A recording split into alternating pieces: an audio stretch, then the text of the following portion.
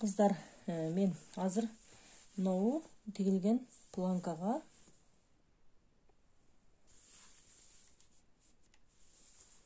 мына биздин тигилген жанагы топчугадай турган планкабызга мына жагына манжетти кандай коет ошону көрсөтүп кетем. Мына биз бул манжетти даярдап алганбыз, заготовка кылып. Мына жерди мен айтканмын, мына жерди сөзсүз мынтип бүктөп тигип алабыз. Бул жерди бүктөп тигебиз, мына жерди закрепка беребиз. Сөзсүз манжет жака тигерде биз флизелин жабыштырып алышыбыз керек, же дублерин, же флизелин, чтоб бизге тиккенде удобно болуш үчүн. Анан топчугадаганда да катуу материалды тешкенге удобно болот. Эми биз муну аңтарып алабыз. Мына бурчектерин жакшы чыгарып, аңтарып алып туруп, анан манжетти көйнөктүн жеңине кандай кылып тигебиз. Мен ошону азыр көрсөтүп берем. Мынакей бурчекти чыгарып алдык. Бизде мындай ашыкча болуп атат. Эми бул ушул тигишти биз каяка апарабыз? Мына жерде бизде мындай ашыкча жер болуп атат. Мынакей. Ушул жерди мен азыр муну мынага жабыштырып тигишим керек. Ошондо мен муну манжеттин мына жерин ачам дагы.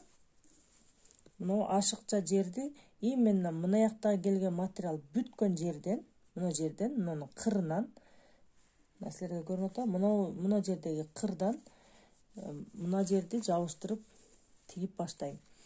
Да бир айта кетүүчү нерсе, биз мына жердин экөөнү бириктирип тикпешибиз керек. Себеби биз бул жерди экөөнү бириктирип тең кылып тигип ала турган болсок, кийин аңтарганда мына сырткы материалыбыз бүктөгөндө мындай бырышып калышы мүмкүн мына жеричи. Ошон үчүн биз азыр бул жерди тигерде мынау манжетти бир аз 1 мм сыртка ашырып туруп, мындай кылып, мындай 1 мм сыртка ашырып туруп, анан тигип баштайбыз.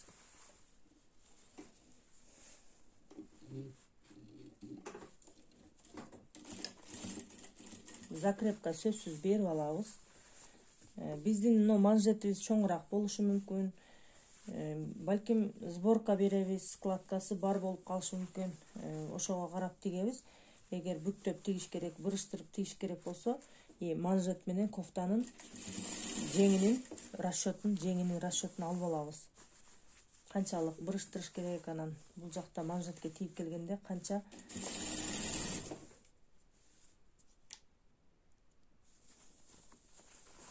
кандай разница болот, ошонусун байкаштырып тигебиз. Мына азыр менде ылдыйдагы көйнөктүн жеңинен мынча 5 сантиметрдей ашып калат экен, 3 сантиметрдей. Мен азыр муну складка берип тигем. Биз байкагандай көбүнчө бул как мужской рубашка катары тигилип атат, бул жең, мужской рубашканын жеңиндей.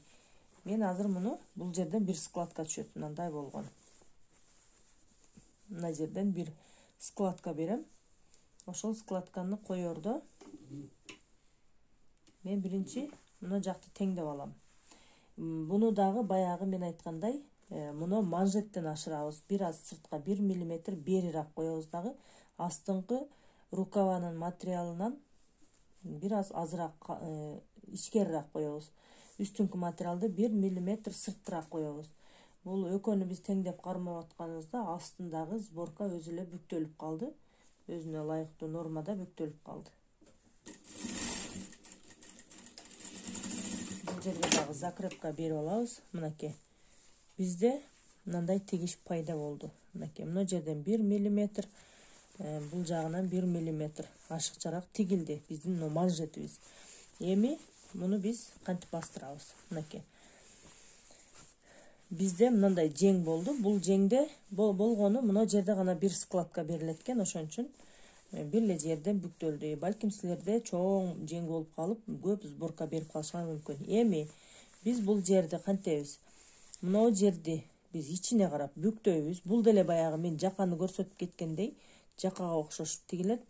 Бул оверлоксуз тигиле турган жең болгон үчүн сөзсүз ушул эрежелерди жакшы туура колдонсок, бизде аккуратный, туура, таза тигиш пайда болот. Мына жердеги экөөнүн тигишин ичкериге карап бүктөйбүз. Бүктөп туруп, анан мына сырткы манжеттин жанагы заготовка болгон тигишти бул жака бастырып тартабыз дагы. ушул жерден биз тигип баштайбыз.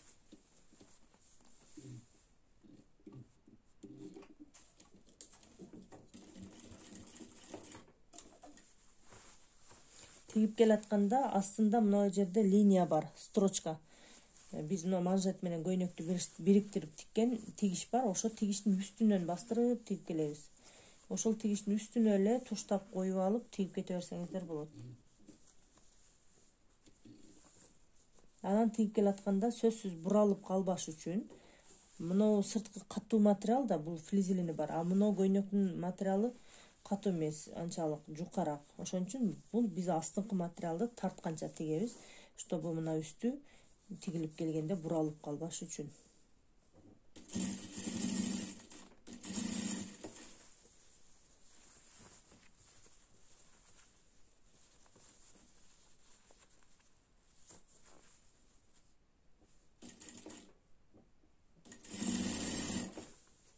Дагы тигебиз. Бул жерде мусордун баарын бекитип калат бул тигиш. Оверлокко тигип коюп, оверлок тиксең жиптери чубалып да көрүнүп калышы мүмкүн. Мына жерин дагы кууду жана мен айткандай кылып туруп, мындай ичине карап бүктөп туруп, анан мынау манжеттин материалын ичкериге карап тартабыз. Себеби мына жердеги тигиш туш келиш керек бияктагы материал менен.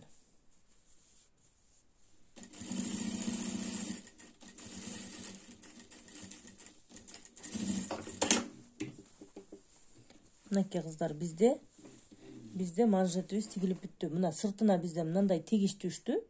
Биз сыртын караган жокпуз, биз мындайынан тигип келдик. Ал эми ичинде болсо мындай двойной строчка түштү. Ичи бул жагы, сырты бул жагы. Мына сыртындагы тигишти астында бастырып тиксе, көрбөй тиксе, кантип мындай тегиз чыгат, кээде бир жери илешпей калышы мүмкүн го деген ойлор болушу мүмкүн. Ошон үчүн сөзсүз түрдө мына ичкеридеги тигип келатканда, бастырып келатканда манжет менен мынау көйнөктүн бириккен тигишинин үстүнөн строчка берип келебиз. Ошондо бизде мындай 0,5 мм тигүү пайда болду. Мынакей көрдүңүздөрбү?